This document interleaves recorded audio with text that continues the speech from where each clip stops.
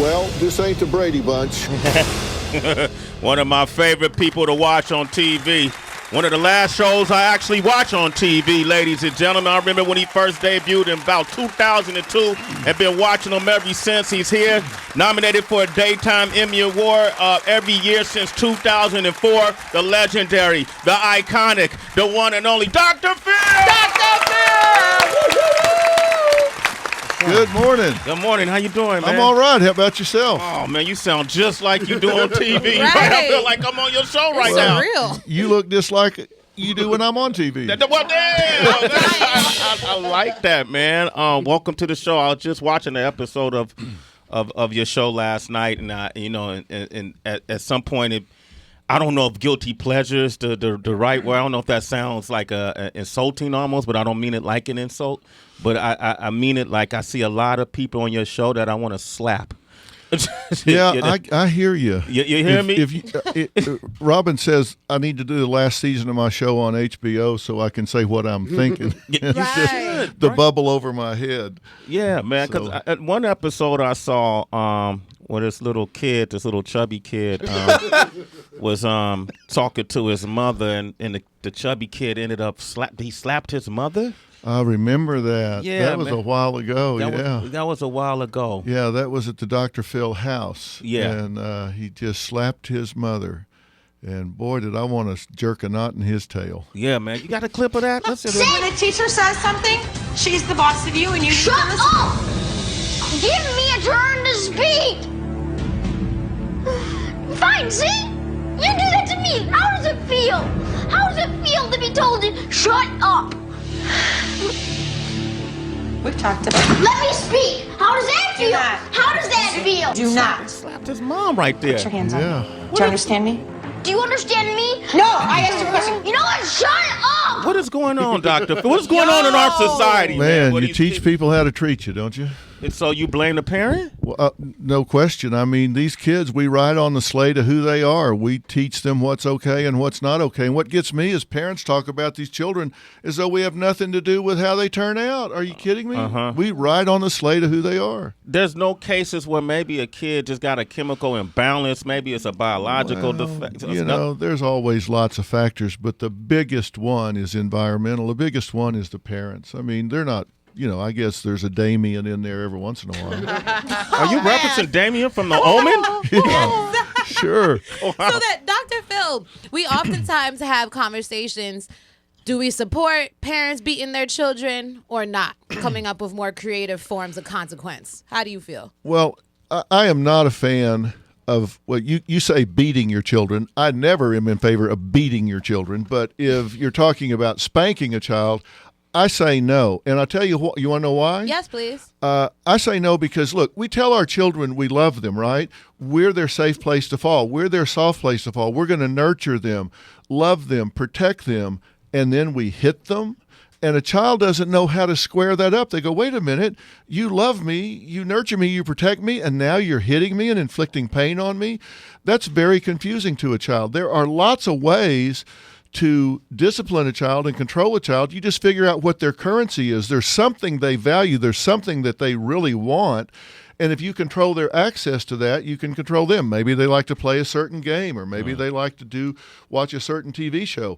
And if you control that, then you can control them. You don't need to smack them to do that. Wait, Heather, you look like you disagree with him. Heather, what's going on? Let me tell you. 50% of America disagrees with what I'm saying. 50% say spare the rod, spoil the child. 50% agrees that you shouldn't hit them. So, in fairness, half the country disagrees with me. Okay. Also, you said that the bulk of a child's behavior mostly has to do with the person that rears them, right? Right. Okay. So there was another case, a young lady who came on your show, and I couldn't tell if this young lady was. By the way, all the people on your show none of them are actors, right? Oh, my God, no. Okay, because watching this young lady... If they were, I'd fire them and get some new actors. Yeah. This young lady was stealing from her mother. Did you say the hoes are laughing? Yep. So the audience are a bunch of hoes. Hold up. Pull back.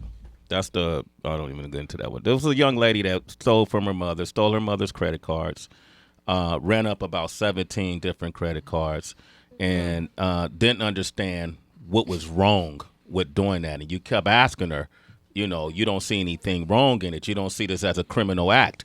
And she smiled continuously and just said, no. Was she for real? Like, do these kids not know the difference between right or wrong?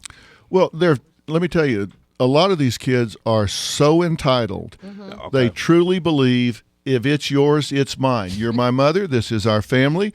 If it belongs to you, it belongs to me. And they, honest to God, believe they can just go do whatever they want to do because you owe it to me. You're my mother. You owe it to me.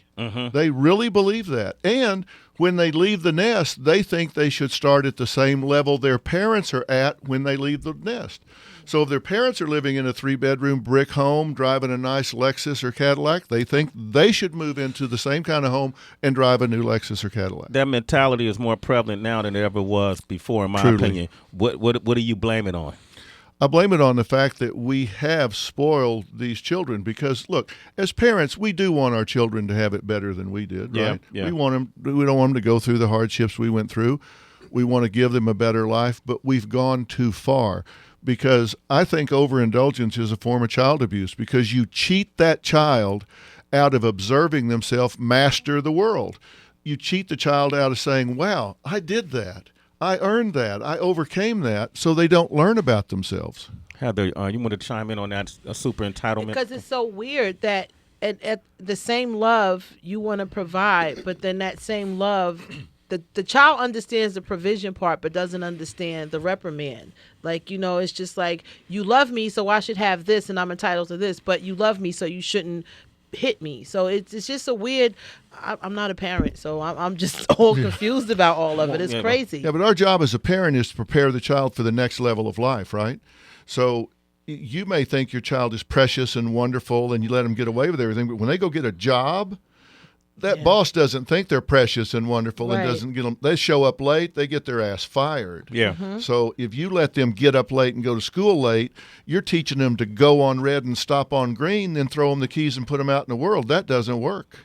Dr. Phil is here. We have him in the studio. Take full advantage of this one because his hourly rate is crazy, but you can get them for free right now on Sirius XM. Yeah. Any advice you need, 888-742-3345. Dr. Phil is here. Your show airs at different times around the country, right? But if they want to find out when, how can they do it? Check the local listing? Yeah, just go to drphil.com. Okay. And check local listings, and it'll list it. It's usually lead into the news afternoon sometime. Man, you've done really well for yourself economically as well, too, right? Well, it's worked out okay. Yeah. I've had worse jobs. Yeah, I mean, but this is a man who at one point was homeless and as a teenage. And now look at him, worth a lot of money, but more valuable because of the information and where you help people out, man. Yeah, I'm really proud to have a good platform because you get an opportunity to talk to a lot of people. And my strategy is to just deliver common sense, usable information every day to people's homes for free. And really, it's not easy to find that information. If you're looking for help, you go to the phone book, there's just a bunch of names listed. You don't know who's it's like they say, what do they call the guy that graduates last in their class at medical school? Well, doctor. You don't know if this is a good person, bad person, if he or she is the right kind of therapist or not. So at least it gives common sensible information that they can use. Okay, Dr. Phil, it said people become famous on your show, too, as well. Oh, yeah, and I know you've been asked about this a million times for Danielle Bregoli, the old Catch Me Outside girl. It's bad, baby. How surprised are you by the fame that stems from one phrase that was said on your show? Well, you call it fame. I'm not sure I agree with that. She came on with a real problem, and we gave her very serious help, which she worked real hard at, and I think got some real traction in the right direction. But then back in the environment, the wheels came off again. So now I guess it's turned into something of commercial value. People can decide whether it's a good thing or a bad thing. You listen to her music at all? No. Okay, Dr. Phil, ladies and gentlemen. He's here to give you your advice. We got Steven from New York on the line. Go ahead. Hey, Steven. What's up? I have a niece, right? But how do you know if somebody has autism or Asperger's exactly, but they don't really want to get tested for it? Well, that's a difficult problem because autism is on a spectrum, and it's not a discrete disorder. It can range from being something that's barely noticeable, and the person can be very functional, but just have certain aspects that make them difficult to relate to or difficult to plug in socially, all the way to being having a very difficult time relating to people and plugging into society in a way that makes them able to handle some of the things that come at them in the normal flow of society. And with Asperger's, there can be a real problem with modulating their anger and being able to shut it down when they get into irritation. And the only way to really be able to diagnose that properly is to get them somewhere and have a competent professional do a differential diagnosis and rule out other things. So it's not something that you can just kind of eyeball and make a decision about. You have to get them to a competent professional and have them looked at, and it's not an easy diagnosis, and it's oftentimes overdiagnosed. It's what I call a wastebasket diagnosis. A lot of people not competent to make that decision throw those diagnoses on top of young people when they really don't fit. Hey, Stephen, thanks for your call. Javier from Dallas is on the line. Real quick, go ahead, Javier. Hey. Oh, man, I can't believe I got through. All right, first off, man, I want to thank all of y'all there at the show because y'all literally saved my life. I suffered from depression for a long time, and, y'all's positivity coming through the radio has always, puts me in a good mood. And whenever I'm having a really hard day, I just listen to y'all guys or go to YouTube, watch the freestyles, and, it helps me get through the day by day, you know what I'm saying? Well, that's what's up. Thank you for tuning in to us, Javier. You're a citizen. Sway in the morning. You got I appreciate it. Okay. I got a question for Dr. Phil, though. There's times that I don't feel really attached to my sons, and sometimes that bothers me a lot because I see other people enjoying their sons, to the fullest, and I feel sometimes that I don't enjoy them as much as I should. Mm-hmm. How old is your son? One of them's 6, and the other one's 4. And do they live with you full time? Yes. Well, I have a very specific advice for you, and it's this. You want to choose something that is unique to each child, not something that you do with both children, but something that you do only with the 4-year-old and something that you do only with the 6-year-old. So they say, wow, this is something I've got special with Dad. He doesn't do it with anybody else but me. And so that's something that we uniquely have with each other.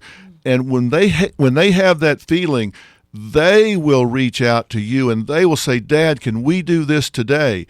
And they will start to feel special in your eyes, and that will spark a real sense of value and worth in your eyes, and you'll feel that from them. So choose something, whether it's taking a walk, playing basketball, going fishing, putting together Legos, something you do only with one child and not with the other, so it's special. And that's the seed of a bond that starts to form. And understand that those children think you get up 30 minutes before they do every day and let the sun out.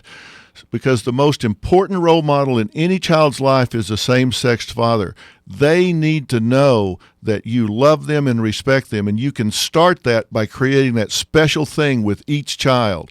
You are a powerful force in their life, so seize on that, and you'll love what you see coming back to you.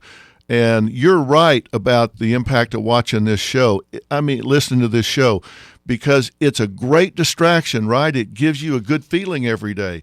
Use that, build on that. Take some of the things, the good feelings that you get from here, share that with your boys in an age-appropriate way. You'd be surprised how much that fun and rhythm and laughter and music can be something you can do with those children. I do that a lot. Good luck, Javier. Good luck, all right? And then keep us posted on it, okay? All right, my man Javier.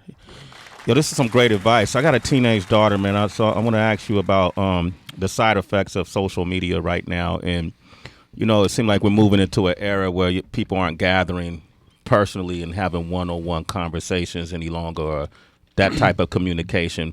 What are the pros and cons, do you believe, of social media? Well, obviously, the internet is a powerful thing. And my concern is this. Young people have the knowledge, but not the wisdom to use all of that. They know how to do it better than we do, right? They know how to zip around there, click here, click there. They can pull up stuff we couldn't find in a week. They've got the knowledge, but they don't have the wisdom. They don't realize there are predators in those chat rooms. They don't realize that all they know about the person on the other end is that they've got a computer. They don't realize that 14-year-old girl that's talking to them about fashion and fun might be a 45-year-old pedophile. They don't realize that. They don't have the wisdom. And they lose relationship skills because they're just becoming keyboard animals. They need to get back to looking people in the eye and sharing things in the real world. So we have to limit their time on the keyboard and emphasize their time in the real world. It's good, but we have to limit it. And as parents, we need to know where our kids are going. And it's not an invasion of privacy. Get in those chat rooms, pick up a screen name, find out who's talking to your daughter. Okay, yeah. And so the other things we talked about is she constantly emphasizes how being in this generation is more, more anxiety prone. There's more stress to it. And I want to ask you, to like or not to like, what role does that play in feeding into a teenager's anxiety and their stress? Being, hitting that like button. They have started to equate their self-worth with the number of people that follow them, like them, react to whatever they post, and that is a fiction. It is a false measure of acceptance in society, and it sets them up to be victimized by keyboard bullies. It is not a real measure of their contribution as a human being. That's why I say we've got to limit that. Whether somebody clicks on like this or like that means nothing about who they are as a person. And we've got to emphasize that and say, look, just because somebody liked or didn't like a particular picture you put up has nothing to do with whether you care, whether you love, whether you contribute, whether you're a good friend, whether you're loyal. All of those things have nothing to do with a picture or a video you put up. And those are the things that really matter. That's what we have to focus on with these children. Mike Buse. Hey, Jeff, I have a question. I've always enjoyed the advice that you give to individuals on your show and just when you're off air as well. For you personally, what is the mental preparation like for you as people are asking you very intimate questions that deal with their personal and their family lives? What mental preparation do you have to go through to make sure at the end of that you don't second guess yourself and concern that you may have given them wrong personal advice? Well, first off, that's a great question, and I take it very, very seriously. I have a huge platform, and I think it's endemic upon me to be a good steward of that platform. And we do a tremendous amount of research before. I have kind of an off-the-cuff delivery style, but the fact is I get a 250-page notebook for every show. And we do a cross-sectional history, a longitudinal history. We interview collaterals. I have an advisory board made up of the top minds in psychology, psychiatry, sociology, medicine. I've got the head of the family division of psychiatry at Harvard University, the child division at Yale University, professor emeritus at Stanford University. All these people, and they're the editors. Got more than Sway here. We have so much more than we have here. Yeah, you're killing us right Come now. on, Sway. I mean, I get all of this input from people, and we stick with what are called evidence-based therapies. So if I give advice, even though it may be in an off-the-cuff style, there's empirical evidence to support that that's the right strategy for an obsessive-compulsive or an anorexic or a depressed patient. So even though the style may be rather off the cuff, and I know a lot of 75-cent words. I just try not to use them and make it very understandable. So we take it real seriously. I appreciate you being on our show this morning, Dr. Phil, man. I'm a big fan, man. He's even better in person, ladies and gentlemen. Please come back anytime you're in town. Listen, I'd love to. You guys are great. Thank you, man. I appreciate it. And go to drphil.com, right, to find out more? You bet. Okay. Man, this Sway in the Morning, Shade 4-5. We got more coming up.